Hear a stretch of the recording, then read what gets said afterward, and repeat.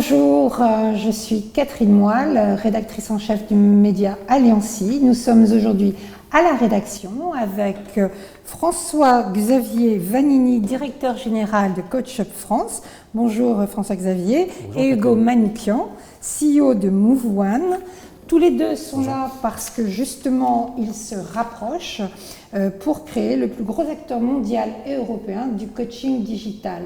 Mais qu'est-ce que le coaching digital, François?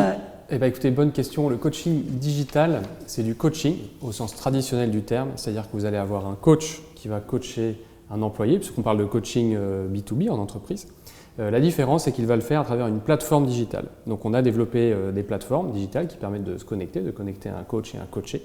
Et donc le coaching va avoir lieu à travers ces plateformes. Et alors, vous devenez le plus gros acteur mondial et européen. Donc, en termes de poids, ça représente quoi? Alors, ça va représenter de belles équipes avec à peu près… Et franco-allemand, hein, surtout, on peut préciser. Franco-allemand, oui, tout à fait. Alors, Coach Up est d'origine allemande et Move One français. Et donc, le rapprochement va créer vraiment un leader européen du coaching en digital avec de belles équipes, comme on disait, puisque nous allons être à peu près 500 salariés à travers le monde.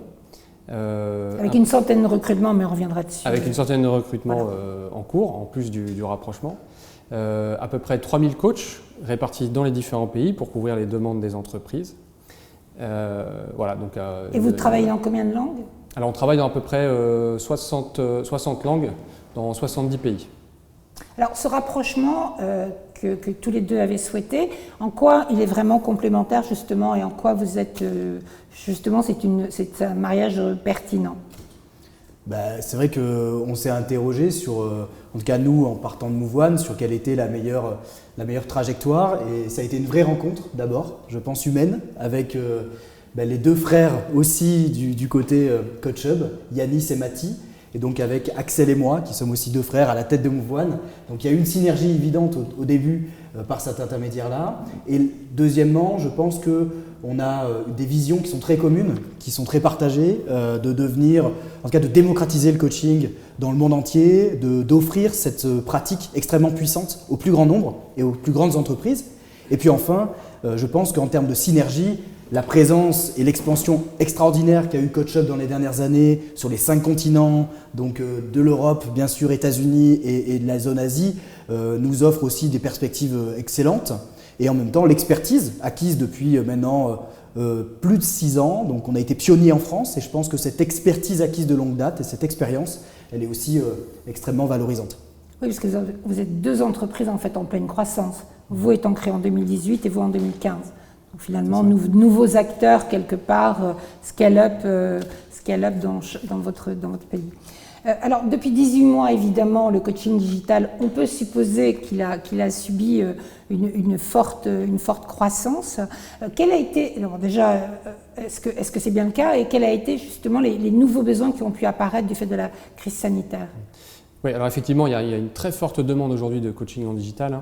Le coaching, ce n'est pas un sujet nouveau dans les entreprises, il existe depuis toujours. La nouveauté, la révolution, c'est qu'il s'est digitalisé du coup à travers des solutions comme Coach Hub ou Move One, et on le rend accessible à des populations beaucoup plus larges en entreprise que celles qui y avaient traditionnellement accès. Il y a plein de sujets autour du coaching. Le coaching justement est là pour accompagner l'humain, pour libérer le potentiel humain, comme le dit très bien Move One. Et donc l'idée est là, on va être capable d'accompagner des employés d'entreprise sur plein de sujets différents. Ça peut être des sujets comme on a vécu récemment de crise, comment est-ce qu'on accompagne les managers en temps de crise.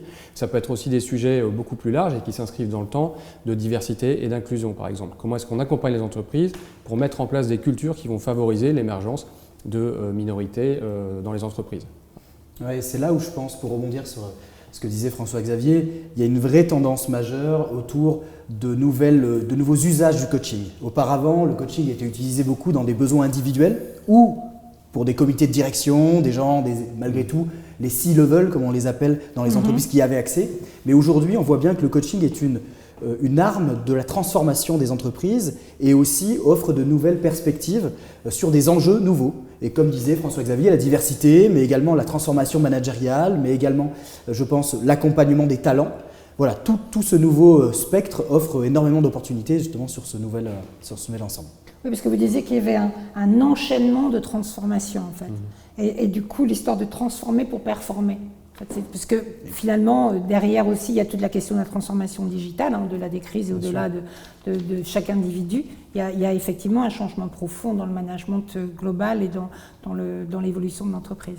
On partage souvent avec nos clients une statistique qui est intéressante, je trouve, assez parlante. 50% des entreprises du Fortune 500 ont disparu dans les 20 dernières années. Et ça, la raison numéro 1 de cette disparition, c'est l'incapacité à se transformer et à innover pour rester au top niveau. Et là-dedans, vous en avez pléthore des exemples, BlackBerry et j'en passe, qui en effet ont eu du mal à transformer avant tout les pratiques, les états d'esprit, les mindsets, les différentes pratiques aussi managériales. Et ça, il s'avère qu'aujourd'hui, le coaching est une solution qui a prouvé son efficacité sur des sujets d'accompagnement du changement et d'accompagnement de la transformation globale. Et c'est pour ça que je pense notre segment, et en tout cas nos segments RH, de la HR Tech et du Human Development, donc de développement humain au sein de cet univers-là, est le segment le plus dynamique, parce que post-crise, il y a un vrai besoin de rebond, il y a un vrai besoin d'accélérer sur les différentes évolutions du marché. Alors pour offrir justement à vos clients, aux coachés et aux coachs un maximum de services, la tech est quelque chose d'extrêmement important, puisque évidemment c'est du coaching digital comme on l'a dit. En quoi justement la tech est importante dans vos process, et notamment l'intelligence artificielle par exemple? Oui, bonne question. Donc effectivement, la tech, elle favorise le rapprochement humain. C'est-à-dire qu'avant, pour avoir un coach, il fallait trouver une salle de disponible, trouver un coach qui habite dans la région, que le coach se déplace, que les agendas correspondent, etc. C'était compliqué. La tech, elle permet justement de s'affranchir de tout ça. Donc du coup, elle facilite énormément ces rencontres. Elle rend l'accessibilité au coach par un employé de manière presque instantanée finalement. Et quand on a une problématique, on a souvent besoin d'un soutien maintenant, pas dans 3 semaines ou voilà. Et où qu'on soit du coup en France et à l'international maintenant, on va avoir accès à ce coach. Et ça, c'est grâce à la technologie. Donc voilà, c'est évidemment un aspect très important de ce que fait CoachUp, de ce que fait Move One. Et le rapprochement, il va aussi permettre ça, de mettre en commun ces synergies. Et au lieu d'investir finalement à se concurrencer, maintenant on va pouvoir investir encore plus à développer des choses communes qui vont amener de la valeur au marché. Voilà, c'est pour ça que c'est hyper important. Et donc l'intelligence artificielle notamment, voilà, on en parle un petit peu partout, c'est un sujet assez courant, qui est hyper important parce qu'il permet d'automatiser des process qui ont peu de valeur ajoutée d'un point de vue humain et qui mobilisaient avant des ressources humaines et qu'on va pouvoir remplacer maintenant par des algorithmes qui vont faire ça de manière plus rapide et plus efficace. Voilà. Oui, puis il y avait aussi toute la question de la mesure de l'efficacité, qui est un point extrêmement important parce que souvent on dit oui, mais ça nous sert à quoi, etc. Oui, dans beaucoup d'entreprises, les services RH ou de transformation sont plutôt vus comme un centre de coût que comme un centre de profit. Et pourtant, il n'est de richesse que d'hommes, voilà, ça marche. C'est-à-dire que la richesse d'une entreprise vient avant tout des hommes et des femmes qui la composent. Et donc, il faut arriver, et c'est notre volonté, à tangibiliser la progression qu'on a apportée, comment est-ce qu'une personne a pu transformer, changer, adopter de nouvelles pratiques et faire que ça ce soit plus performant et plus efficace. Et donc, je pense qu'il y a aussi, dans la culture coaching, très ancré ça, cette notion de mesure de la performance, de l'efficacité. Le coaching vient à la base du domaine sportif. Et donc je pense qu'on se retrouve aussi là dans ces valeurs-là de mesure. Et ce que disait François-Xavier est très juste, je pense que c'est utiliser les ressources à bon escient et vraiment pour créer de la valeur, pour créer du progrès dans nos solutions. Et c'est vraiment la volonté de ce rapprochement et en plus de créer un bel acteur européen de taille mondiale. C'est une belle fierté aussi, je pense, des deux côtés. Oui, puis aussi de façon à avoir des résultats objectifs, calculables en fait.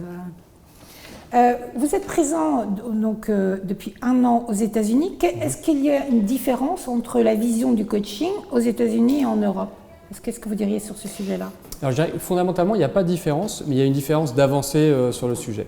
Les États-Unis sont un peu plus en avance que l'Europe de manière traditionnelle sur ces sujets-là et sur leur sensibilité et l'accès au coaching. Il est plus facile pour des Américains, parce qu'ils le font depuis plus longtemps, d'avoir accès à un coach. En France, en Europe, on peut même dire en Europe, c'est pas qu'en France, mais en France notamment, on avait un peu jusqu'à il y a quelques années cette vision de voilà, je demande accès à un coach ou on me donne accès à un coach parce que j'ai un problème. Donc cette barrière, elle est tombée quand même en France maintenant, mais les États-Unis ont un petit peu d'avance sur nous sur ce sujet. Oui, parce que c'est fini l'idée de l'aveu de faiblesse en fait. Voilà, ça c'est fini. Voilà, c'est fini depuis quelques années en France.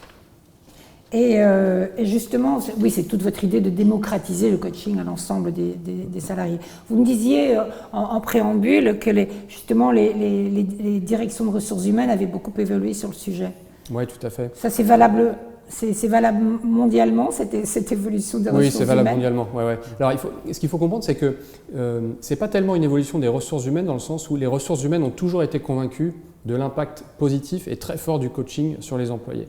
La difficulté qu'elles avaient avant, c'était que le coaching traditionnel rend difficilement accessible ce coaching pour des populations larges en entreprise.